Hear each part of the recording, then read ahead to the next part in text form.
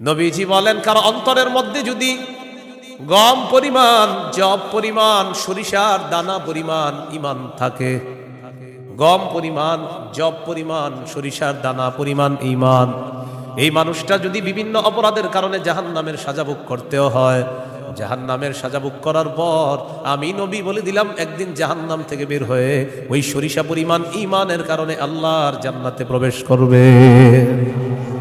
খাঁটি ইমান, বিশুদ্ধ ইমান, এটার মধ্যে কোনো ঝামেলা করা যাবে না। আল্লাহ কথাগুলা বুঝার তৌফিক দান করেন। দোকানের শাটারটা লাগাইতেছেন, অর্ধেক শাটার আপনি নিছেন, মুয়াজ্জিন মসজিদের মধ্যে বলে কদ কামাতিস সালাহ, কদ কামাতিস সালাহ, নামাজ দাঁড়ায় গেছে, নামাজ দাঁড়িয়ে গেছে। এই টাইমে কাস্টমার এসে কয় 10,000 টাকার সদায় লাগবে, টেনশনে পড়ে গেলেন, নামাজ 10,000, নামাজ 10,000, নামাজ 10,000, পুরাই টেনশনে আছে। আল্লাহ তাআলা বলেন, সম্পদ যেন তোমাদেরকে আল্লাহর থেকে দূরে সরায় না দেয়। নামাজ দাঁড়িয়ে গেছে, আপনি শাটারও লাগাইতেছেন নামাজে যাওয়ার জন্য, আল্লাহ তাআলা বলেন, এই শোনো, সম্পদ যেন আল্লাহর থেকে দূরে সরায় না দেয়। কাস্টমার কয় 10,000, মুয়াজ্জিন কয় কদ কামাতিস সালাহ, টেনশনে পড়ে গেছে, কি করব? সূরা তাহার 132 নম্বর আয়াতে আল্লাহ বলেন, লা নাসআলুকা রিজকা নাহনু নারযুকুকা, নবী আপনার কাছে আমি রিজিক চাই না, আমি আপনারে রিজিক দেই। পরিবারকে নামাজের কথা বলেন, নিজে নামাজ পড়েন। নামাজের পর আল্লাহ তাআলা রিজিকের কথা কেন বললেন? কারণ রিজিকের টেনশনে মানুষ নামাজ থেকে দূরে থাকে। আল্লাহ বলেন, বান্দা তুমি নামাজে যাও, আমি তোমার থেকে রিজিক চাই না, আমি আল্লাহ তোমাকে রিজিক দিয়ে দেই। আল্লাহ তাআলা বলেন, ইন কানা আবাউকুম, যদি তোমাদের মা বাবা, ওয়া আবনাউকুম, যদি তোমাদের সন্তান, ওয়া ইখওয়ানুকুম, যদি তোমাদের ভাই বোন, ওয়া আজওয়াজুকুম, যদি তোমাদের বিবি, ওয়া আশিরাতুকুম, যদি তোমাদের পরিবার আত্মীয় স্বজন, ওয়া আমওয়ালুন ইখতারাফতুমুহা, যদি তোমাদের উপার্জিত সম্পদ, ওয়া তিজারাতুন তাখশাউনা কাসাদাহা, তোমাদের ব্যবসা, যেই ব্যবসায় লস হওয়ার টেনশনে থাকো, ওয়া মাসাকিনু তারদাউনাহা, যে বাসস্থান তোমরা অনেক ভালোবাসো, আহাব্বা ইলাইকুম মিনাল্লাহ ওয়া রাসূলিহি ওয়া জিহাদিন ফি সাবিলি, আল্লাহ তাআলা বলেন, এই 8টা জিনিস যদি আল্লাহ এবং তার রাসূল চাইতে তোমাদের কাছে বেশি প্রিয় হয়, ফাতারাব্বাসু, অপেক্ষা করো, হাত্তা ইয়াতি আল্লাহু বিআমরি, আল্লাহ তাআলা গজব নিয়ে আসার অপেক্ষা করো। বলি নাউযুবিল্লাহ। কি শিখলাম? এই 8 জিনিসের প্রতি আমাদের মহব্বত আছে বেশি। আল্লাহ বলেন, এইগুলা যদি আল্লাহর চেয়ে বেশি মহব্বতের হয়, নবীর চেয়ে বেশি মহব্বতের হয়, তাহলে গজবের অপেক্ষা থাকো। তাহলে কি শিখলাম? এই 8 জিনিসের চাইতে আল্লাহকে বেশি ভালোবাসা, রসুলকে বেশি ভালোবাসতে হবে। আল্লাহ তৌফিক দান করেন। এখানে কয় জিনিসের ভালোবাসার কথা হলো? 8 জিনিসের ভালোবাসার কথা। এবার আমার সাথে বলেন, সাধারণত মৌলিকভাবে 2টা জিনিস আমাদেরকে আল্লাহর থেকে দূরে রাখে। 1 সম্পদ, 2 সন্তান। এই 2টা মৌলিকভাবে আমাদেরকে খালি আল্লাহর থেকে গাফিল করে দেয়। সূরা মুনাফিকুনের 9 নম্বর আয়াতে আল্লাহ বলেন, ইয়া আইয়ুহাল্লাযীনা আমানু লা তুলহিকুম আমওয়ালুকুম ওয়ালা আওলাদুকুম আন যিকরিল্লাহ। আল্লাহ তাআলা বলেন, হে ঈমানদারগণ, লা তুলহিকুম আমওয়ালুকুম ওয়ালা আওলাদুকুম, তোমাদের সম্পদ, তোমাদের সন্তান তোমাদেরকে যেন গাফেল করে না দেয়, আন যিকরিল্লাহ, আল্লাহর স্মরণ থেকে যেন গাফেল করে না দেয়। ইন্নাল্লাহু ওয়া রাসূলুহু আহাব্বা ইলাইহি মিম্মা সিওয়াহুমা وأن يحب المرء لا يحبه إلا لله وأن يكره أن يعود في الكفر كما يكره أن يقذف في النار أو كما قال عليه الصلاة والسلام اللهم صل على محمد وعلى آل محمد كما صليت على إبراهيم وعلى آل إبراهيم إنك حميد مجيد اللهم بارك على محمد وعلى آل محمد كما باركت على إبراهيم وعلى آل إبراهيم إنك حميد مجيد اللهم إني أعوذ بك من شر لساني ومن شر سمعي ومن شر بصري ومن شر مني ভাই বক্সের আওয়াজ কমান ভাই বক্সের আওয়াজ কমান জামিয়া মুহাম্মাদিয়া ইমদাদুল উলুম মাদ্রাসা গাজীপুর রওজাতুস সালিহাত মহিলা মাদ্রাসা গাজীপুরের উদ্যোগে হাফেজ ছাত্রদের পাগড়ি প্রদান উপলক্ষে ষষ্ঠ বার্ষিক ইসলামী মহাসম্মেলনের গুরুত্বপূর্ণ আলোচনা পেশ করবেন আল্লামা মুফতি মিজানুর রহমান সাঈদ, প্রতিষ্ঠাতা পরিচালক শায়েখ Zakaria Islamic research centre Dhaka, প্রধান পৃষ্ঠপোষক অত্র জামিয়া। আল্লামা মুফতি আজিম উদ্দিন দামাত বরকাতুহুল আলিয়া, শাইখুল হাদিস জামিয়া নুরিয়া কামরাঙ্গীর চর ঢাকা। গুরুত্বপূর্ণ আলোচনা করবেন মাওলানা হাফিজুর রহমান সিদ্দিক কুয়াকাটা, মোহতামিম জামিয়া তালিমিয়া মাদ্রাসা আদর্শনগর ঢাকা। মুফতি আব্দুল হালিম মুফাসসিরে কোরআন খুলনা, মুফতি উবাইদুল্লাহ বিন সাঈদ ইমাম ও খতিব 22 মাইল কেন্দ্রীয় জামে মসজিদ কোনাবাড়ি গাজীপুর। উপস্থিত হজরত উলামায়ে কেরাম, মুসলমান ভাইরা, আল্লাহ তাআলার দরবারে শুকরিয়া আদায় করছি। ভাই আওয়াজ বাড়ায়েন না, এক তো বক্সের আওয়াজ কমানোর পরে মাইক বাড়াইছেন, আবার বাড়ায়েন না কমান, আওয়াজ কমান পরে বাড়ায়েন, আমার সময় যত পারেন কমান, আরো কমায় দিবেন। হ্যাঁ উপস্থিত হজরত, ঠিক আছে এবার উপস্থিত হজরত উলামায়ে কেরাম, মুসলমান ভাইরা, আল্লাহ তাআলার দরবারে শুকরিয়া আদায় করছি। আল্লাহ আমাদেরকে এই মাহফিলে উপস্থিত হওয়ার তৌফিক দান করেছেন, বলি আলহামদুলিল্লাহ। আমি আপনাদের সামনে সূরাতুল বাকারার 256 নম্বর আয়াতে কারিমা থেকে কয়েকটি আয়াত তেলাওয়াত করলাম। 256 নম্বর আয়াতে আল্লাহ তাআলা দ্বীনের ব্যাপারে আমাদেরকে দিক নির্দেশনা দিয়েছেন। লা ইকরাহা ফিদ্দীন, দিন গ্রহণ করার ক্ষেত্রে জোর করা যাবে না। কাউকে দিন গ্রহণ করার ক্ষেত্রে, ইসলাম গ্রহণ করার ক্ষেত্রে জোর করা যাবে না। তবে ইসলামের দাওয়াত দেওয়া যাবে, ইসলামের সৌন্দর্যতা তাদের সামনে পেশ করা যাবে। সূরা আলী ইমরানের 19 নম্বর আয়াতে আল্লাহ বলেন, ইন্নাদ-দীনা ইনদাল্লাহিল ইসলাম, নিশ্চয়ই দিন আল্লাহর কাছে ইসলাম। এটা হলো আয়াতের অনুবাদ। নিশ্চয়ই দিন আল্লাহর কাছে ইসলাম, মানে আল্লাহর কাছে একমাত্র দিন হলো ইসলাম।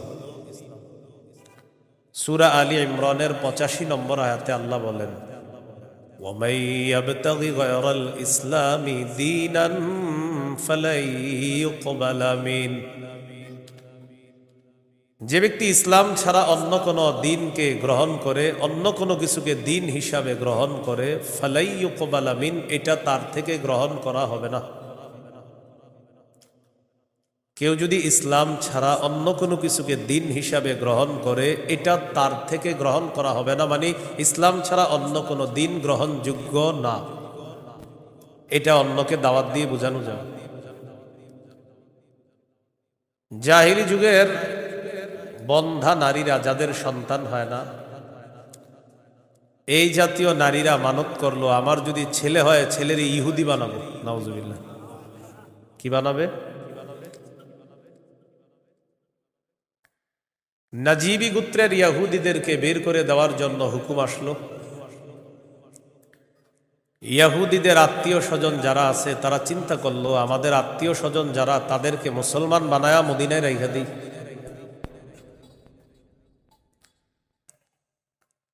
হুসাইন আল আনসার নামে নবীর একজন সাহাবী, তিনি রসুল সাল্লাল্লাহু আলাইহি সাল্লামের কাছে গেলেন, গিয়ে বললেন, ইয়া রাসূলুল্লাহ, আমার দুজন পুত্র সন্তান খ্রিস্টান, আমি তাদেরকে যদি জোর করে মুসলমান বানিয়ে মদিনায় রেখে দিই। বাবা মুসলমান, সন্তান খ্রিস্টান। রাসূলুল্লাহ সাল্লাল্লাহু আলাইহি সাল্লামকে বললেন, আমি আমার দুই পুত্রকে যদি জোর করে মুসলমান বানিয়ে রেখে দেই, তখন আল্লাহ তাআলা সূরা বাকারার 256 নম্বর আয়াত নাজিল করলেন, লা ইকরাহা ফিদ্দীন। ইসলাম গ্রহণ করার ক্ষেত্রে জোর করা যাবে না। ক্বাদ তাবায়্যানার রুশদু মিনাল গাই। হেদায়েত স্পষ্ট হয়ে গিয়েছে গুমরাহি থেকে, পথভ্রষ্টতা থেকে। কোনটা হেদায়েত, কোনটা গুমরাহি, এটা মানুষের কাছে স্পষ্ট। এই কথা আল্লাহ কেন বললেন? হেদায়েত মানুষের সামনে এখন স্পষ্ট, এখন যদি মানুষ গ্রহণ না করে, এটা তার হতভাগা হওয়ার লক্ষণ। যদি সে গ্রহণ করে, এটা তার সৌভাগ্য, সে একজন সৌভাগ্যবান, সে সৌভাগ্যবান হওয়ার লক্ষণ হবে যদি হেদায়েত গ্রহণ করে। জোর করে বলা যাবে না তুমি মুসলমান হতেই হবে। ফামান ইয়াকফুর বিত-তাগুতি ওয়া ইউমিন বিল্লাহ ফাকাদ ইসতামসাকা বিল উরওয়াতিল ওয়াসকা লা ইনফিসামা লাহা। হেদায়েত স্পষ্ট হয়ে যাওয়ার পরেও যারা তাগুতকে অস্বীকার করবে, আল্লাহকে যারা বিশ্বাস করবে, হেদায়েত আর গুমরাহি দুইটা স্পষ্ট হয়ে যাওয়ার পর যারা তাগুতকে অস্বীকার করবে তথা পথভ্রষ্টতাকে বর্জন করবে, ওয়া ইউমিন বিল্লাহ, আর যারা আল্লাহকে বিশ্বাস করবে, ফাকাদ ইসতামসাকা বিল উরওয়াতিল ওয়াসকা, সে এমন এক মজবুত হাতলকে আঁকড়ে ধরলো, লা ইনফিসামা লাহা, যেই মজবুত হাতল কখনো ছুটে যাওয়ার সম্ভাবনা নাই। এমন এক মজবুত হাতল, যেই মজবুত হাতল তাকে জান্নাতে পৌঁছায় দেয়। এটা হলো তাওহীদ। বলেন, এটা কি? তাওহীদ। তাগুত দ্বারা উদ্দেশ্য হলো যত সীমা লঙ্ঘনকারী আছে সবাই। আল্লাহ তাআলা বলেন, ফামান ইয়াকফুর বিত-তাগুতি ওয়া ইউমিন বিল্লাহ, যারা তাগুতকে অস্বীকার করবে আর আল্লাহকে বিশ্বাস করবে, ফাকাদ ইসতামসাকা বিল উরওয়াতিল ওয়াসকা লা ইনফিসামা লাহা, তারা এমন এক মজবুত হাতল আঁকড়ে ধরলো যেটা ছুটে যাওয়ার সম্ভাবনা নাই, বিচ্ছিন্ন হওয়ার সম্ভাবনা নাই। এই মজবুত হাতলের নাম হলো তাওহীদ, আল্লাহর একত্ববাদ স্বীকার করা। তাওহীদের মৌলিক 4টি শর্ত। প্রিয় ভাইরা, কয় শর্ত? 1 নম্বর, আল্লাহ ছাড়া কোনো ইলাহ নাই, এই বিশ্বাস নিয়ে মৃত্যুবরণ করা। 2 নম্বর, আল্লাহ ছাড়া কোনো ইলাহ নাই এই কথা মুখে বলবো, পাশাপাশি এই কথায় সামান্যতম সন্দেহ করা যাবে না। 3 নম্বর, আল্লাহ ছাড়া কোনো ইলাহ নাই মুখে বলার পাশাপাশি অন্তরে বিশ্বাস করা। 4 নম্বর, সবচাইতে বেশি আল্লাহকে ভালোবাসা। এই হলো তাওহীদের 4 শর্ত। তাওহীদের কয় শর্ত? 1 নম্বর, আল্লাহ ছাড়া কোনো ইলাহ নাই এই বিশ্বাস নিয়ে মৃত্যুবরণ করা। 2 নম্বর, আল্লাহ ছাড়া কোনো ইলাহ নাই এই কথায় সন্দেহ করা যাবে না। 3 নম্বর, আল্লাহ ছাড়া কোনো ইলাহ নাই এটা মুখে বলা, অন্তরে বিশ্বাস করা। 4 নম্বর, আল্লাহকে সবচেয়ে বেশি ভালোবাসা। এই হলো তাওহীদের 4 শর্ত। বাইরের মাইকের আওয়াজ আবার বাড়াইছে, ঠিক না? ওইটা কমান, ওইটাও কমান। আপনি পরে বাড়ান, আমার বয়ানটা একটু কমান না, সমস্যা নেই। বুঝে না কিছু, মানে আমি একটু আপনার জন্য ভালো। আরো বুঝে না, এর কথা হলো ফাটাইতে হবে, বুঝতে হবে আমার মাইক এরকম এরকম। আমি তো বলছি না খারাপ, আমি বলছি খারাপ, আমি তো ভালোই বলছি। আমি বয়ান করে সামনে দাওয়াত দেন না, এত মাইক লাগাইলে। কিন্তু বারবার মাহফিলে বলি, মাইক কম হবে ওই মাহফিলে দাওয়াত অটোমেটিক পাবেন, বেশি মাহফিল মাইক হবে আর দাওয়াত পাবেন না। সোজা হিসেব, আমার বয়ানে মাইক কম থাকতে হবে। এটা আমি আলাদা বিষয়। মাইক যত কম হবে, যদি আবেদন করেন যে হুজুর মাইক 2টা, তো দেখবেন দাওয়াত আগে দিব আপনাকে। মাইক বেশি লাগাবেন, আমার পাবেন না, সোজা হিসাব। মাইক কমাইতে হবে আমার বয়ানে কারো যেন কোনো ক্ষতি না হয়, মাথা রাখবেন। তাওহীদের 4টা শর্ত। 1 নম্বর, আল্লাহ ছাড়া কোনো ইলাহ নাই, এই বিশ্বাস নিয়ে মৃত্যুবরণ করা। 2 নম্বর, আল্লাহ ছাড়া কোনো ইলাহ নাই, এই কথায় সামান্য সন্দেহ করা যাবে না। 3 নম্বর, আল্লাহ ছাড়া কোনো ইলাহ নাই, এটা মুখেও বলা, অন্তরে বিশ্বাস করা। 4 নম্বর, আল্লাহকে সবচেয়ে বেশি ভালোবাসা। 1 নম্বর শর্ত, আল্লাহ ছাড়া ইলাহ নাই, এই বিশ্বাস নিয়ে মৃত্যুবরণ করা। সহিহ বুখারীর 26 নম্বর হাদিস। এই হাদিসের বর্ণনাকারী উসমান রাদিয়াল্লাহু তাআলা আনহু, তিনি বলেন, عن عثمان رضي الله تعالى عنه قال قال رسول الله صلى الله عليه وسلم من مات وهو يعلم أنه لا إله إلا الله دخل الجنة। নবীজি বলেন, কেউ যদি এই বিশ্বাস নিয়ে মারা যায় আল্লাহ ছাড়া কোনো ইলাহ নাই, আমি নবী বলে দিলাম দাখালাল জান্নাহ, সে জান্নাতে প্রবেশ করবে। সহিহ বুখারীর বর্ণনা 1237 নম্বর হাদিস, 1237। জিবরিল আমিন নবীর কাছে আসছে, আসার পর বললেন, বাশির উম্মাতাকা আন্নাহু মান মাতা মিন উম্মাতিক লা ইউশরিকু বিল্লাহি শাইআ দাখালাল জান্নাহ। জিবরিল আমিন আসছে, আসার পর বলে, ইয়া রাসূলুল্লাহ, আপনার উম্মতের মধ্যে যারা শিরিক না করে মারা যাবে, আল্লাহ তাআলা আমাকে পাঠিয়েছে আপনাকে বলার জন্য, শিরিক করা ছাড়া যারা মারা যাবে আপনি ওই উম্মতকে জান্নাতে প্রবেশের সুসংবাদ জানায়া দেন। বুঝে আসছেন সবার? তাহলে 1 নাম্বার, আল্লাহ ছাড়া কোনো ইলাহ নাই, এই বিশ্বাস নিয়ে মৃত্যুবরণ করা। একদিন এক ফেরেশতা নবীজির কাছে আসছে। নবীজি সাল্লাল্লাহু আলাইহি সাল্লাম বলেন, তানি আতিম মির রাব্বি فخيرني بين أن يدخل نصف أمتي الجنة وبين الشفاعة। নবী বলেন, একজন ফেরেশতা আমার কাছে আসছে, আসার পর আমাকে 2টি বিষয়ের স্বাধীনতা দিয়েছে, যে কোনো একটা গ্রহণ করার জন্য। ফেরেশতা আমাকে বলল, হাবিব, আপনি যদি চান আপনার অর্ধেক উম্মত আপনি জান্নাতে নিতে পারবেন, আর যদি চান আপনি সুপারিশ করতে পারবেন, তবে 2টি গ্রহণ করা আপনার জন্য। এই সুযোগ আপনি পাবেন না, যে কোনো একটি গ্রহণ করতে হবে। হয়তো অর্ধেক উম্মত জান্নাতে নিবেন, না হয় আপনি সুপারিশ গ্রহণ করবেন। আমাদের নবী বলেন, ইখতারতুশ শাফাআ, আমি সুপারিশ করাটাই আল্লাহর থেকে গ্রহণ করে নিলাম। বলেন তবে, বলেন সবাই বলেন তবে।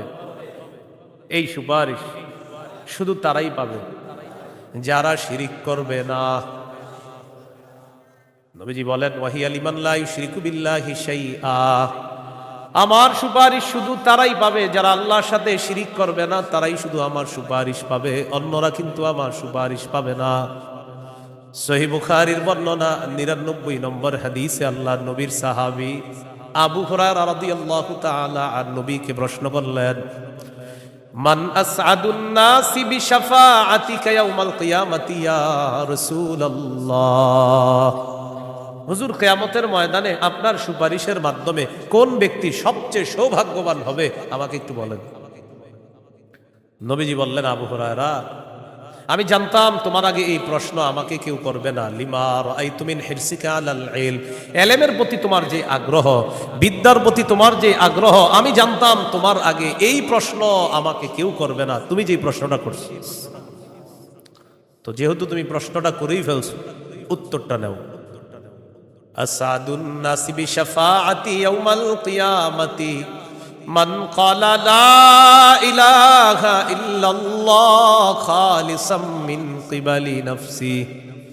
কোন ব্যক্তি যদি দিল থেকে বলে লা ইলাহা ইল্লাল্লাহ, আর এই বিশ্বাস নিয়ে যদি মারা যায়, কিয়ামতের ময়দানে আমার সুপারিশের মাধ্যমে এই ব্যক্তি সবচাইতে সৌভাগ্যবান বান্দা হয়ে যাবে।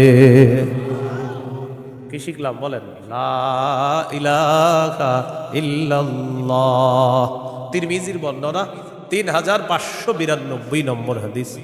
قال رسول الله صلى الله عليه وسلم ما عبد قال لا إله إلا الله مخلصا قط إلا فتحت له أبواب السماء حتى تفزع إلى العرش নবীজি বলেন কোন বান্দা যদি একবার ইখলাসের সাথে লা ইলাহা ইল্লাল্লাহ পাঠ করে আল্লাহর আসমানের সবগুলা দরজা খুলে দেওয়া হয় তার লা ইলাহা ইল্লাল্লাহ যেন আরশ পর্যন্ত পৌঁছে যায়। তাওহীদের কয় শর্ত ভুলে গেছে? কয় শর্ত? এক নম্বর, আল্লাহ ছাড়া ইলাহ নাই এই বিশ্বাস নিয়ে মরতে হবে। দুই নম্বর, আল্লাহ ছাড়া কোনো ইলাহ নাই এই কথায় সামান্য সন্দেহ করা যাবে না। সূরা হুজুরাতের 15 নম্বর আয়াতে আল্লাহ বলেন ইন্নামাল মুমিনুনা আল্লাযীনা আমানু বিল্লাহি ওয়া রাসূলিহি সুম্মা লাম ইয়ারতাবু ওয়া জাহাদু বিআমওয়ালিহিম ওয়া আনফুসিহিম ফী সাবিলিল্লাহ উলাইকা হুমুস সাদিকুন। আল্লাহ তাআলা বলেন প্রকৃত ঈমানদার হলো তারা যারা আল্লাহকে বিশ্বাস করে, রাসূলকে বিশ্বাস করে, সামান্য সন্দেহ করে না। ওয়াজাহাদু বিআমওয়ালিহিম ওয়া আনফুসিহিম ফী সাবিলিল্লাহ, যারা নিজেদের জান-মাল নিয়ে আল্লাহর রাস্তায় লড়াই করে। আল্লাহ বলেন উলাইকা হুমুস সাদিকুন, আমি আল্লাহ তাদেরকে কোরআনে খাঁটি সত্যবাদী বলে ঘোষণা করলাম। এরা খাঁটি সত্যবাদী, আল্লাহকে বিশ্বাস করে, রসুলকে বিশ্বাস করে, একটু সন্দেহ করে না। 3 নম্বর শর্ত লা ইলাহা ইল্লাল্লাহ, আমি মুখে উচ্চারণ করলাম আল্লাহ ছাড়া কোনো ইলাহ নাই, অন্তরেও বিশ্বাস করা।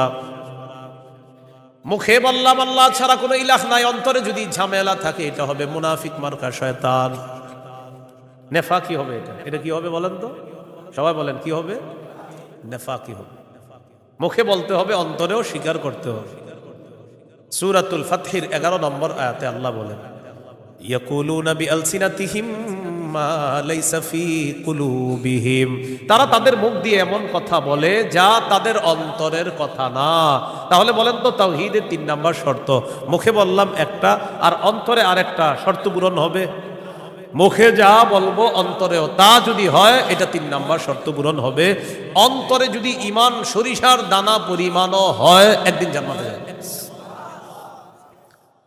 সহিহ বুখারীর 44 নম্বর হাদিস قال رسول الله صلى الله عليه وسلم يخرج من النار من قال لا إله إلا الله وفي قلبه وزن شعيرة من خير وفي قلبه وزن برة من خير وفي قلبه وزن ذرة من خير।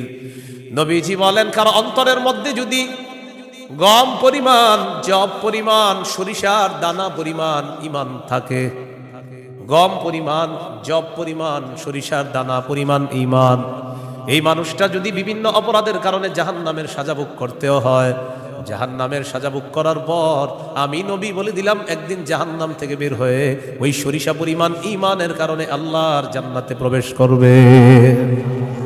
খাঁটি ঈমান, বিশুদ্ধ ঈমান, এটার মধ্যে কোনো ঝামেলা করা যাবে না। আল্লাহ কথাগুলা বোঝার তৌফিক দান করেন। 4 নাম্বার শর্ত, সবচেয়ে বেশি আল্লাহকে ভালোবাসো। বলেন কাকে ভালোবাসো?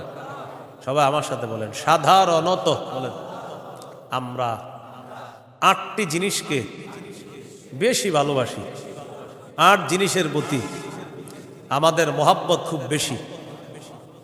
এই 8 জিনিসের চাইতেও আল্লাহকে, রসুলকে বেশি ভালোবাসতে হবে।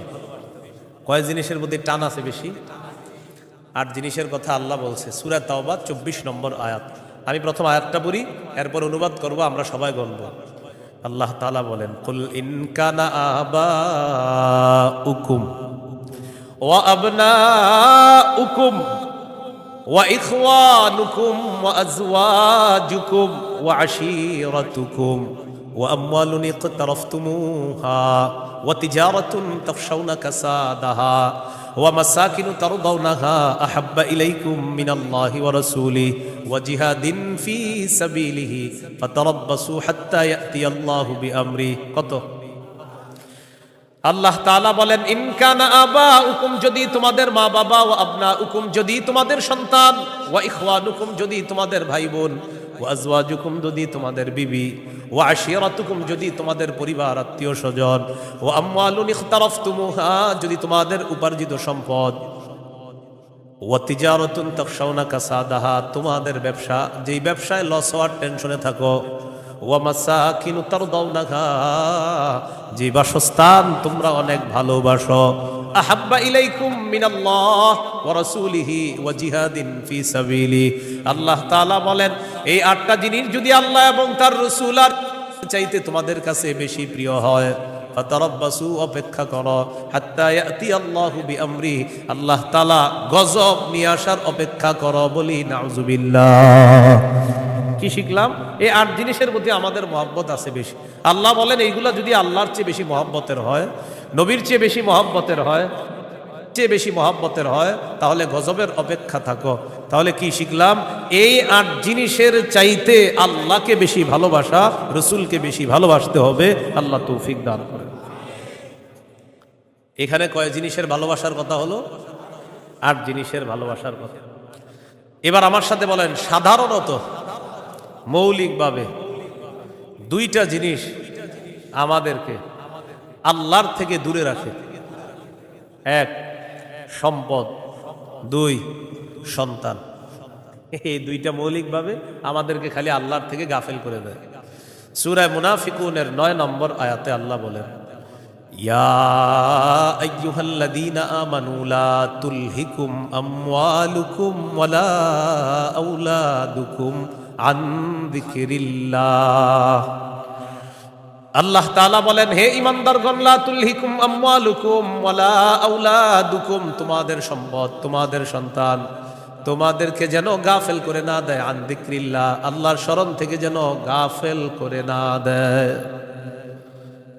দোকানের শাটারটা লাগাইতেছেন, অর্ধেক শাটার আপনি নিছেন, মুয়াজ্জিন মসজিদের মধ্যে বলে কদ কামাতিস সালাহ, কদ কামাতিস সালাহ, নামাজ দাঁড়ায় গেছে, নামাজ দাঁড়িয়ে গেছে। এই টাইমে কাস্টমার এসে কয় 10,000 টাকার সদায় লাগবে, টেনশনে পড়ে গেলেন, নামাজ 10,000, নামাজ 10,000, নামাজ 10,000, পুরাই টেনশনে আছে। আল্লাহ তাআলা বলেন, সম্পদ যেন তোমাদেরকে আল্লাহর থেকে দূরে সরায় না দেয়। নামাজ দাঁড়িয়ে গেছে, আপনি শাটারও লাগাইতেছেন নামাজে যাওয়ার জন্য, আল্লাহ তাআলা বলেন এই শোনো, সম্পদ যেন আল্লাহর থেকে দূরে সরায় না দেয়। কাস্টমার কয় 10,000, মুয়াজ্জিন কয় কদ কামাতিস সালাহ, টেনশনে পড়ে গেছে, কি করব? সূরা তাহার 132 নম্বর আয়াতে আল্লাহ বলেন, লা নাসআলুকা রিজকা নাহনু নারযুকুকা, নবী আপনার কাছে আমি রিজিক চাই না, আমি আপনারে রিজিক দেই। পরিবারকে নামাজের কথা বলেন, নিজে নামাজ পড়েন। নামাজের পর আল্লাহ তাআলা রিজিকের কথা কেন বললেন? কারণ রিজিকের টেনশনে মানুষ নামাজ থেকে দূরে থাকে। আল্লাহ বলেন, বান্দা তুমি নামাজে যাও, আমি তোমার থেকে রিজিক চাই না, আমি আল্লাহ তোমাকে রিজিক দিয়ে দেই। সম্পদ আল্লাহর থেকে দূরে রাখে। আর হলো সন্তান, সারাদিন কান্নাকাটি করে না, যেই জোহর নামাজে রওনা করবেন ওই টাইমে কয় আমি চিপস খাবো, সারাদিন কানবে না। যখন নামাজে যাবেন তখন এক দুনিয়ার যত কিছু আছে সব খাইতে মন চায়, ইবলিস এসে খোঁচায়, কয়টা কয়টা কয়টা। আপনি তখন বুদ্ধি করে কি করবেন? ওইটারে প্যাম্পাস পরায়া মসজিদের এক কোনায় নিয়ে বসাই দেবেন, বসে থাকেন, বসে থাকেন, বুঝেন নাই? আর ইবলিসরে বলবেন, ইবলিস তুমি যেই ঝামেলাটা আমার সাথে ডেলি নামাজের সময় করো, এই ঝামেলা করে কাজ হবে না। কারণ নামাজের সময় তুই যতবার আমার সন্তানকে খোঁচাবি, ওরে ততবার কাঁধে করে মসজিদে নিয়ে যাবো। প্যাম্পাস পরা ওটারও নিয়ে যাবেন মসজিদে, নিয়ে পাশে বসায় রাখবেন, বুঝে থাকবেন। ইবলিস বুঝে ফেলবে না, এই রে খোঁচায় লাভ না, এরে খোঁচাইলে এই সন্তানও নামাজি বানায় ফেলবে। সুবহানাল্লাহ। সম্পদ, সন্তান আল্লাহর থেকে আমাদেরকে দূরে রাখে। প্রিয় ভাইয়েরা, এই 2 জিনিস যেন আমাদের ভিতরে এত মহব্বত গালেব না হয় যে এই 2 জিনিস এত পরিমাণ মহব্বত করতে গেলাম, আল্লাহকে ভুলে গেলাম, রসুলকে ভুলে গেলাম, আখিরাত ভুলে গেলাম। এমনটা ভালোবাসি, সন্তান ভালোবাসি, মা ভালোবাসি, বাবা ভালোবাসি, ঠিক, কিন্তু এর চেয়ে বেশি ভালোবাসি আল্লাহ। এই হলো আল্লাহকে সবচেয়ে, তাওহীদের কয় শর্ত? 4 নাম্বার। সবচেয়ে বেশি কাকে ভালোবাসা? আল্লাহকে, রসুলকে সবচেয়ে বেশি ভালোবাসা, আল্লাহকে, এরপর রসুলকে সবচেয়ে বেশি ভালোবাসা। সহিহ বুখারীর বর্ণনা 16 নম্বর হাদিস, ক্বালা রাসূলুল্লাহ সাল্লাল্লাহু আলাইহি ওয়াসাল্লাম, সালাসুন মান কুন্না ফীহি ওয়াজাদা হালাওয়াতাল ঈমান। নবীজি বলেন তিনটা বৈশিষ্ট্য যদি কারো মধ্যে থাকে সে অন্তরের মধ্যে ঈমানের স্বাদ আস্বাদন করতে পারবে। এক নাম্বার, ইয়াকুন আল্লাহু ওয়া রাসূলুহু আহাব্বা ইলাইহি মিম্মা সিওয়াহুমা। আল্লাহ আল্লাহ রাসূল ছাড়া যত কিছু আছে সবকিছুর চাইতে আল্লাহ আর তার নবীকে বেশি ভালোবাসা। দুই নাম্বার, ওয়া আইয়ুহিব্বাল মারআ লা ইউহিব্বুহু ইল্লা লিল্লাহ, কোন মুসলমানকে শুধুমাত্র আল্লাহর জন্য ভালোবাসা। তিন নাম্বার, আইয়াকরাহা আইয়াউদা ফিল কুফরি কামা ইয়াকরাহু আইয়ুকযাফা ফিন্নার। আগুনের মধ্যে পুড়ে যাওয়া যেমন অপছন্দ, তেমনি ভাবে কুফরি করাটাও এমন অপছন্দ হওয়া। কোটি কোটি টাকা আপনার সামনে রাখা হলো আর বলা হলো আগুনে পুড়ে মারা যাও, আপনি তখন জবাব দিবেন আপনার কি মাথা খারাপ? আগুনে পুড়ে যদি আমি মারা যাই এই কোটি টাকা দিয়ে আমি করবো কি? এবার আপনাকে বলা হলো কোটি কোটি টাকা দেওয়া হবে, তুমি কুফরি করো, আপনি জবাব দিবেন কোটি টাকার বিনিময়ে যেমন দুনিয়ার আগুনে পুড়তে চাই না, তেমনি ভাবে কোটি টাকার বিনিময়ে কুফরি করে জাহান্নামের আগুনেও পুড়তে চাই না। নবীজি বলেন কারো মধ্যে যদি এমন অনুভূতি থাকে আগুনে পুড়ে যাওয়া তার অপছন্দ, তেমনি ভাবে কুফরি করাটাও তার কাছে অপছন্দের, আল্লাহ তাআলা তার অন্তরের মধ্যে ঈমানের স্বাদ তৈরি করে দিবেন, ঈমানের স্বাদ দিবেন। তো এই তিনটার মধ্যে একটা হলো আল্লাহকে বেশি ভালোবাসা। বলেন তো তাওহীদের কয় শর্ত? এক নম্বর, আল্লাহ ছাড়া কোনো ইলাহ নাই, এই বিশ্বাস নিয়ে মৃত্যুবরণ করা। দুই নম্বর, আল্লাহ ছাড়া কোনো ইলাহ নাই, এটার মধ্যে একটুও সন্দেহ করা যাবে না। তিন নম্বর, আল্লাহ ছাড়া কোনো ইলাহ নাই, এটা মুখে বলা, অন্তরে স্বীকার করা, বিশ্বাস করা। চার নম্বর, আল্লাহকে সবচেয়ে বেশি ভালোবাসা। এই চার শর্ত পূরণ করে আমরা যেন কবরে যেতে পারি, আল্লাহ তাআলা তৌফিক দান করেন। এরপরে আল্লাহ বলেন ওয়াল্লাহু সামিউন আলিম, আল্লাহ সর্বশ্রোতা সর্বজ্ঞানী। এটা হলো সূরা বাকারার 256 নম্বর আয়াত। এখন আপনাদেরকে 56 নম্বর আয়াত থেকে জিজ্ঞাসা করতে চাই, একটা হলো তাগুতের দল আর একটা হলো আল্লাহর দল। দুনিয়াতে মৌলিকভাবে মানুষের দল দুইটা, একটা হলো হিজবুল্লাহ আল্লাহর দল, আর একটা হিজবুশ শায়তান শয়তানের দল। এই দুই দল মৌলিকভাবে মানুষের মধ্যে সূরা মুজাদালায় দুই দলের কথা আছে। তো এই দুই দলের মধ্যে আমরা কার দলে থাকবো? আল্লাহর দলে না শয়তানের দলে? আল্লাহর দলে আমরা যারা থাকবো আল্লাহ আমাদের অভিভাবক হয়ে যাবে। এই কথাটা আল্লাহ সূরা বাকারার 257 নম্বর আয়াতে বলতেছে। মন দিয়ে শুনেন কি বল, আল্লাহু ওয়ালিয়ুল্লাযীনা আমানু, যারা ঈমানদার তাদের অভিভাবক আল্লাহ। সুবহানাল্লাহ। আপনারা মাঝে মাঝে এমনি দোয়া করতে পারেন না, আল্লাহ আপনি আমার অভিভাবক, আল্লাহ আপনি অভিভাবক। আল্লাহ সূরা বাকারা 257 নম্বর আয়াতে বলছেন আপনি আমার অভিভাবক, আল্লাহ আমি তো সমস্যায় আছি, আমার সমাধান করে দাও। এইভাবে বলতে হবে, আল্লাহ আপনি বলছেন আপনি আমার অভিভাবক, আল্লাহ আপনি আমার সমস্যা সমাধান করে দেন, এইভাবে আল্লাহকে বলতে হবে। আল্লাহু ওয়ালিয়ুল্লাযীনা আমানু, আল্লাহ বলেন যারা ঈমানদার তাদের অভিভাবক হলেন আল্লাহ। ইউখরিজুহুম মিনাজ যুলুমাতি ইলান নূর, আল্লাহ তাআলা অভিভাবক ঈমানদারদেরকে অন্ধকার থেকে বের করে আলোর দিকে আল্লাহ তাআলা নিয়ে যায়। ওয়াল্লাযীনা কাফারু আউলিয়াউহুমুত তাগুত, আর যারা কাফের তাদের অভিভাবক হলো শয়তান। বলেন তো ঈমানদারের অভিভাবক কে? কাফেরের অভিভাবক কে? উলাইকা আসহাবুন নারি হুম ফিহা খালিদুন। আল্লাহ বলেন যারা তাগুতের অনুসারী তারা চিরস্থায়ীভাবে জাহান্নামে থাকবে। বলি নাউজুবিল্লাহ। তাগুত বলা হয় যত সীমা লঙ্ঘনকারী আছে, জালেম, সব তাগুত। এই তাগুত এটা পুরুষ হোক আর মহিলা হোক, এই তাগুত যারা এরা জালেম অথবা জালেমা, সব তাগুত। তবে কষ্টের বিষয় আর দুঃখের বিষয়, আমরা বারবার এক তাগুত ছেড়ে আরেক তাগুতকে ধরি। এক তাগুত ছেড়ে আরেক তাগুতকে কি করি? ধরি। কেন ধরি জানেন? বৃষ্টি থেকে বাঁচার জন্য ঝর্ণার নিচে এসে দাঁড়ায়। আর কি কোথায় দাঁড়াই? বাঁচার জন্য কি থেকে কোথায় এসে দাঁড়াই? এক তাগুতকে ছেড়ে আরেক তাগুত ধরা, মানে বৃষ্টি থেকে বাঁচার জন্য ঝর্ণার নিচে এসে দাঁড়ায়। ভাই কিছু ঘটনা লাগে ঝর্ণার নিচে কেন? আর বললেন না বাইরে বৃষ্টি, এনে কি? এই জন্য মনে রাখবেন, শত্রু এটা কখনো বন্ধু হবে না। এরে আপনি যতই মনে করেন বন্ধু, এই শত্রু সব সময় শত্রু। সূরা মাঈদার 51 নম্বর আয়াতে আল্লাহ বলে দিয়েছেন এবার আল্লাহ তাআলা কি বলে দেখেন, সূরা বাকারার 257 নম্বর আয়াত গেল, 258 নম্বর আয়াতে আল্লাহ তাআলা এবার আমাদের আকীদা বিশুদ্ধ করবে। কি বিশুদ্ধ করবে বলেন তো? দুনিয়াতে আমাদের অভিভাবক কে? বেঁচে আছি কে বাঁচিয়ে রাখছেন? মৃত্যু দিবেন কে? মৃত্যুর পর জীবিত করবেন কে? এই আকীদাটা এখন আল্লাহ তাআলা সংশোধন করবে যে শোনো, আমি তোমাদেরকে বাঁচিয়ে রাখছি, মৃত্যুর পর আমি জিন্দা করব, কিন্তু এখানে কোনো সন্দেহ করবা না। এই আকীদা 258, 259, 260 এই 3 আয়াতের মধ্যে আল্লাহ আমাদেরকে আকীদা দিয়ে দিবেন, দুনিয়াতে যেমন তোমাদেরকে রাখছি আমি, আখিরাতেও তোমাদেরকে আবার পুনরুত্থান করব, এই ক্ষমতাও আমি আল্লাহর। সূরা বাকারা 258, 259, 260 দেখেন কি বলে, আলম তারা ইলাল্লাযী হাজ্জা ইব্রাহিম ফি রাব্বিহি আন আতাহুল্লাহুল মুলক إذ قال إبراهيم ربي الذي يحيي ويميت قال أنا أحيي وأميت قال إبراهيم فإن الله يأتي بالشمس من المشرق فأت بها من المغرب فبهت الذي كفر والله لا يهدي القوم الظالمين। নবী আপনি কি দেখেন নাই, ওই ব্যক্তির ব্যাপারে চিন্তা করেন নাই যে ব্যক্তি ইব্রাহিম নবীর সাথে তার রবের ব্যাপারে ঝগড়া করেছে, যেই রব তাকে রাজত্ব দান করেছে ওই রবের ব্যাপারে লোকটা ঝগড়া করেছে ইব্রাহিম নবীর সাথে। আল্লাহ তাআলা বলেন এই ব্যক্তি হলো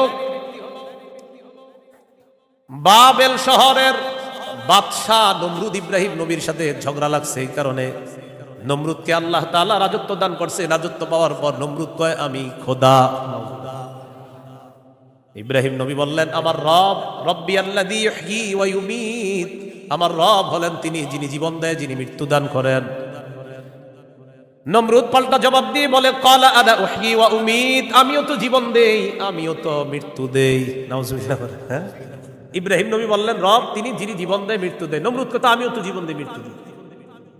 ইব্রাহিম নবী তাহলে কি করতে হবে? আমারও রব মানো, কারণ আমিও জীবন দিই মৃত্যু দিই। ইব্রাহিম নবী বললেন কিভাবে? জেলখানা থেকে 2 জন আসামি ধরে আনছে, একজনকে মেরে ফেলছে আরেকজনকে ছেড়ে দিছে। মারার পর বলে এই যে দেখো আমি মৃত্যু দিলাম, ছেড়ে দেওয়ার পর বলে এই যে দেখো আমি জীবন দিলাম।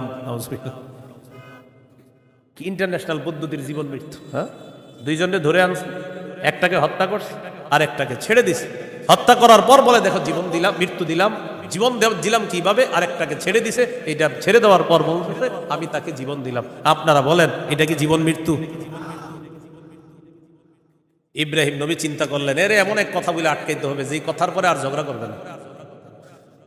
قال إبراهيم فإن الله يأتي بالشمس من المشرق فأت بها من المغرب। ইব্রাহিম নবী বললেন আমার রব আল্লাহ প্রতিদিন সূর্য পূর্ব দিক থেকে উঠায়, তুমি পশ্চিম দিক থেকে উঠায় দাও। তুমিও তো রব, তোমার দাবি অনুযায়ী। নাউজুবিল্লাহ। ফাবুহিতাল্লাযী কাফার, আল্লাহ তাআলা বলেন যে ঝগড়া করছে নমরুদ কাফের, ধরাশয়ী হয়ে গেল, ঝগড়ায় হেরে গেল।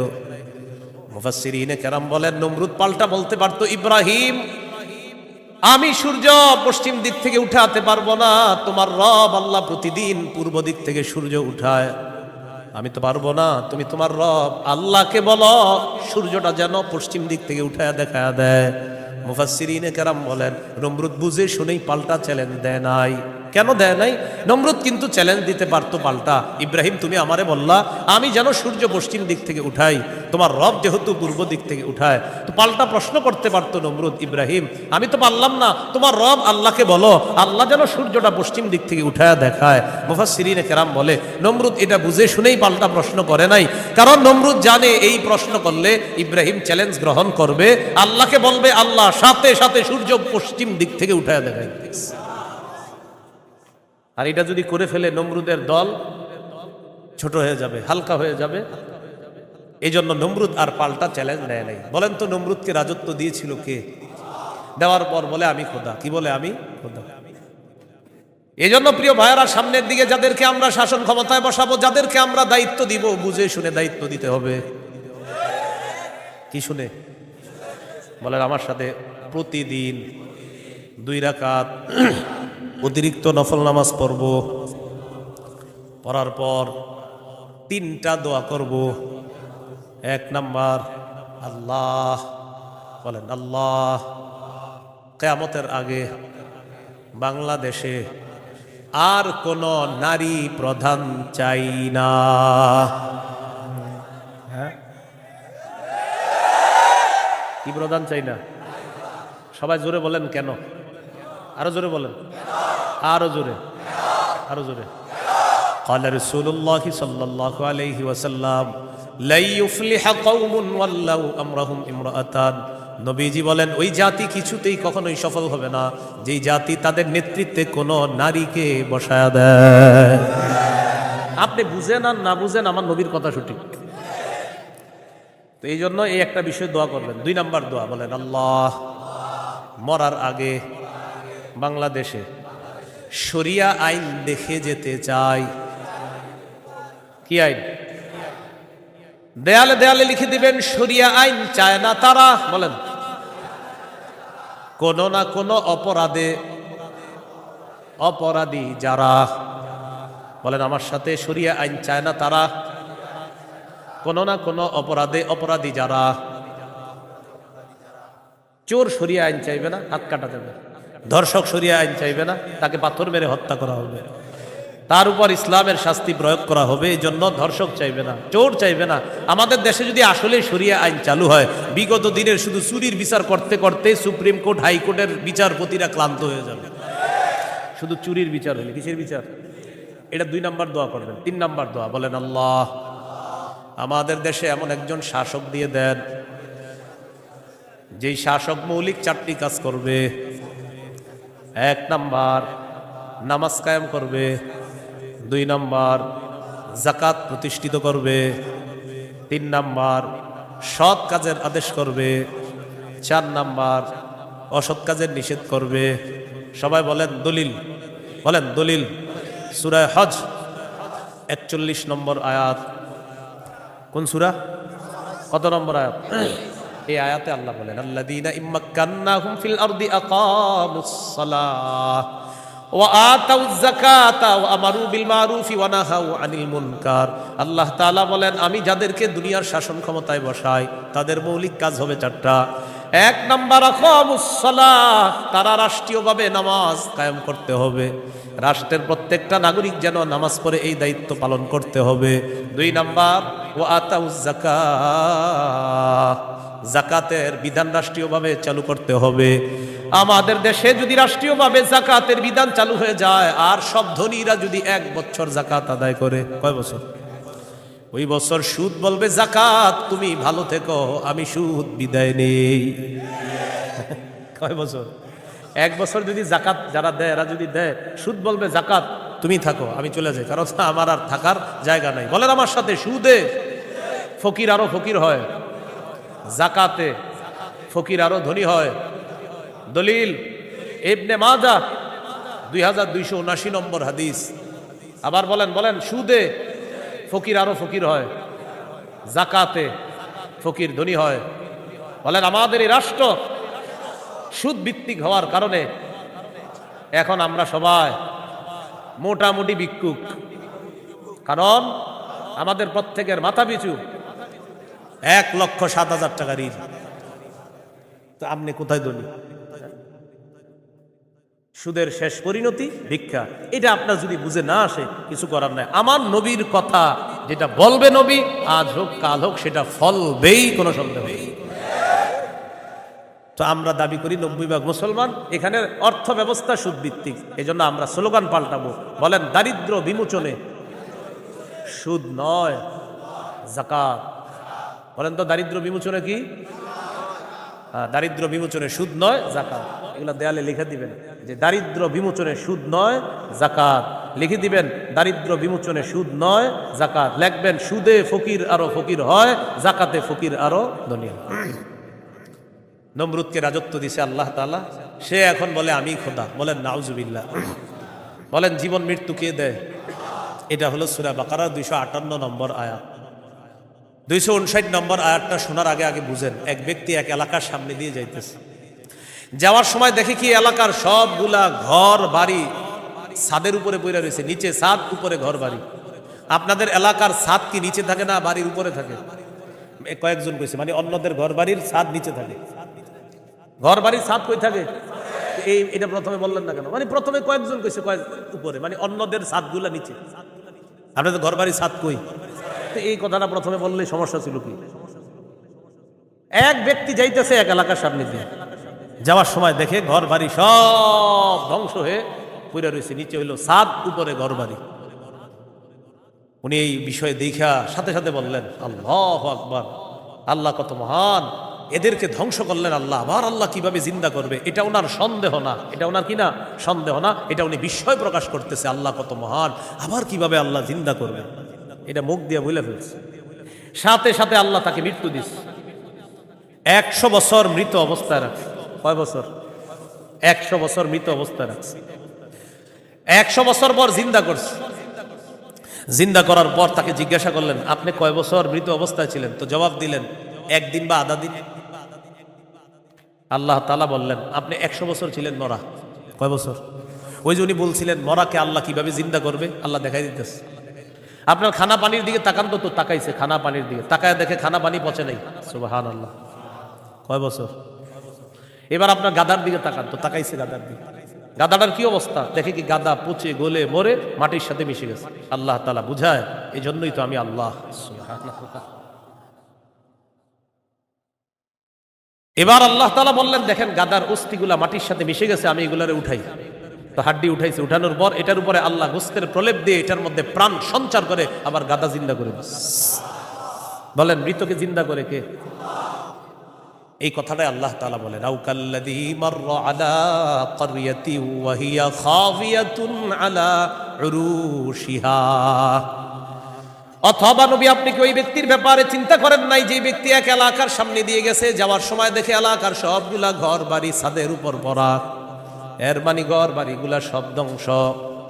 ক্বালা আন্না ইউহয়ী হাযিহিল্লাহু বা'দা মাউতিহা। তখন তিনি বললেন, আল্লাহ তাআলা কিভাবে তাদেরকে মৃত্যুর পর আবার পুনরায় জিন্দা করবেন? ফাআমাতাহুল্লাহু মিআতা আমিন। আল্লাহ তাআলা তাকে 100 বছরের জন্য মৃত্যু দিলেন। সুম্মা বাআসা, আবার তাকে জিন্দা করলেন। করার পর আল্লাহ বললেন, ক্বালা কাম লাবিস্তা, কতদিন আপনি এইভাবে মৃত অবস্থায় কাটিয়েছেন? তিনি জবাব দিলেন, লাবিস্তু ইয়াওমান আও বা'দা ইয়াওম, একদিন বা আধা দিন আমি মৃত অবস্থায় ছিলাম। কয়দিন? না আপনারা বলেন আসলে কয় বছর? আল্লাহ তাআলা বলেন, ক্বালা বাল লাবিস্তা মিআতা আমিন ফানজুর ইলা তাআমিকা ওয়া শারাবিকা লাম ইয়াতাসান্না।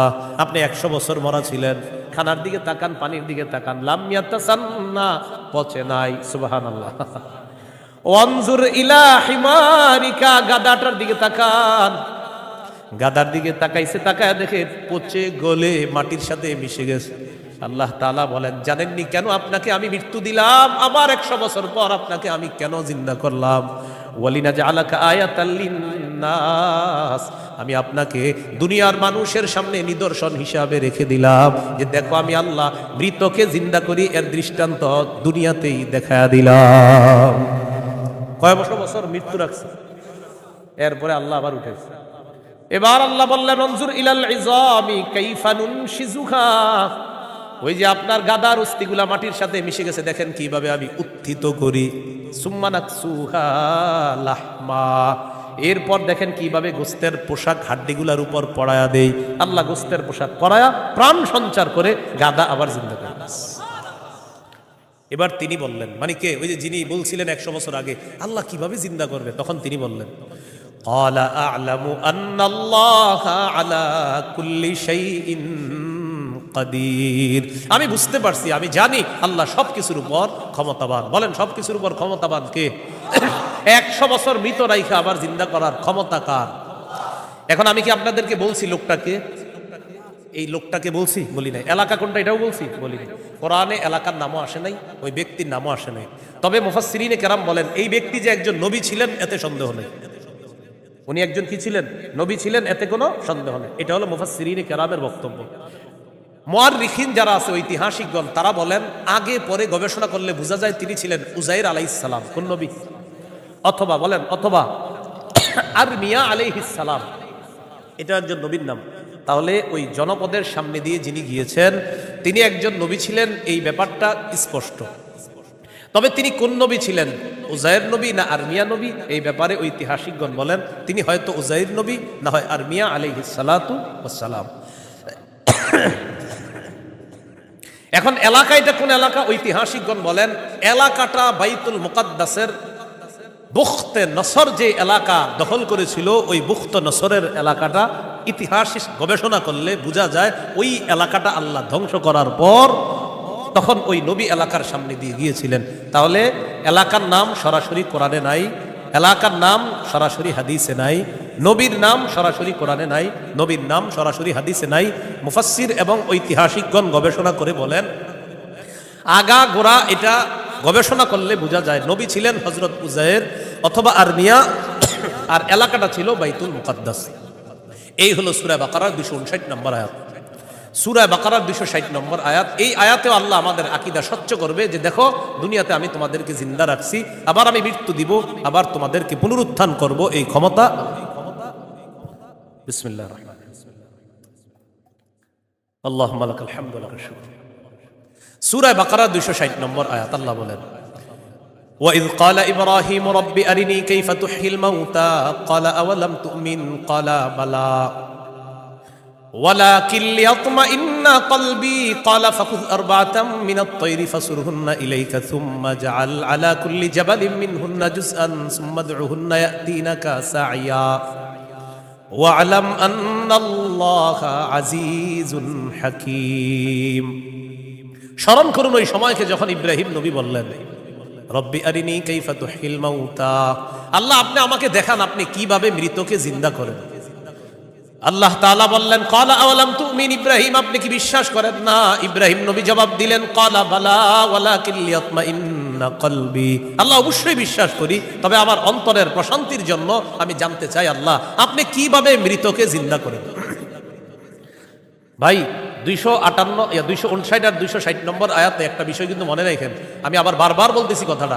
259 নম্বর আয়াতে ওই যে নবী বললেন আল্লাহ কিভাবে মৃতদেরকে জিন্দা করবেন, এটা কিন্তু নবীর সন্দেহ না। আবার বলছি এটা কি না সন্দেহ না, বলেন বিস্ময়, কি উনি আশ্চর্য হচ্ছেন। আবার 260 নম্বর আয়াতে ইব্রাহিম নবী বলতেছে আল্লাহ আপনি আমারে দেখান কিভাবে মৃতকে জিন্দা করেন, এটাও ইব্রাহিম নবীর সন্দেহ না, বরং ইব্রাহিম নবী অন্তরকে শান্তি দিতে চায় আল্লাহ আপনি যে মৃতকে জিন্দা করেন এটা দেখলে আমার দিলে একটু ভালো লাগতো, শুধু এই কারণে আমি দেখতে চাই। তাহলে বিষয়টা কি সন্দেহ? নাউজুবিল্লাহ, কোন নবী সন্দেহ করতে পারে না। তো আল্লাহ তাআলা বললেন ক্বালা ফাকুজ আরবাতাম মিনাত তায়র, ইব্রাহিম আপনি 4টা পাখি ধরেন, ফাসুরহুন্না ইলাইকা, এই 4টি পাখি আপনি বসে আনেন, আপনার আয়ত্তে আনেন, আয়াতে আনার পর সুম্মা জাআল আলা কুল্লি জাবালিম মিনহুন্না জুজআ, 4টা পাখিকে আপনি চূর্ণ বিচূর্ণ করে টুকরা টুকরা করে ফেলবেন। টুকরা টুকরা করার পর এই পাখিগুলার টুকরা টুকরা বিভিন্ন পাহাড়ের মধ্যে আপনি ছিটায় দিবেন। কোন পাখির টুকরাটা কোন পাহাড়ের মধ্যে আছে এটা আপনার জানা নাই। এবার আপনি তাদের নাম ধরে আপনি ডাকবেন। আল্লাহ তাআলা বলেন আমার হুকুমে যেই যেই পাখির টুকরাগুলা যেই পাহাড়ের মধ্যে আছে ওই টুকরাগুলা আমি আল্লাহ প্রত্যেক পাহাড় থেকে আলাদা আলাদা করে একত্রিত করে অবিকল ওই পাখির মধ্যে প্রাণ সঞ্চার করে দিব। পাখি আপনার সামনে উঠতে উঠতে উপস্থিত হয়ে যাবে। তো আল্লাহ বলেন ফাসুরহুন্না ইলাইকা, এটা আপনি বসে আনেন, আয়াতটা আনেন, সুম্মা জাআল আলা কুল্লি জাবালিম মিনহুন্না জুজআ, এগুলার টুকরা টুকরা করে আপনি পুরা সব একসাথে করে ফেলবেন। এখন বলেন তো 4 পাখি একসাথে টুকরা টুকরা করলে কোন পাখির টুকরা কোথায় আছে এটা কি বলা যাবে? ইব্রাহিম নবীকে বললেন আলাদা আলাদা পাহাড়ের মধ্যে রেখে দেন, রাখার পর এবার আপনি ডাক দিবেন, ডাক দেওয়ার পর দেখবেন ওই আলাদা টুকরাগুলা একত্রিত হয়ে যেই যেই পাখির টুকরা আমি আল্লাহর হুকুমে ওই পাখির শরীরে যাবে, আমি প্রাণ সঞ্চার করে দিব, পাখি আপনার সামনে উঠতে উঠতে উপস্থিত হয়ে যাবে। শেষে আল্লাহ বলেন ওয়ালাম, জেনে রাখেন আল্লাহ আজিজুন হাকিম, আল্লাহ মহাপরাক্রমশালী, আল্লাহ মহাপ্রজ্ঞাময়। 3টি বিষয়। 1 নাম্বার বলেন আল্লাহর কাছে মনোনীত ধর্মের নাম কি? ইসলাম। ইসলামের দাওয়াত অন্যের সামনে দেওয়া যাবে কিনা? যাবে। ইসলাম গ্রহণে কাউকে কি জোর করা যাবে? আচ্ছা। 2 নম্বর মৌলিকভাবে মানুষের দল কয়টা? 2টা। একটা কার দল? আল্লাহর দল। আর একটা কার দল? শয়তান। ইমানদারের অভিভাবক কে?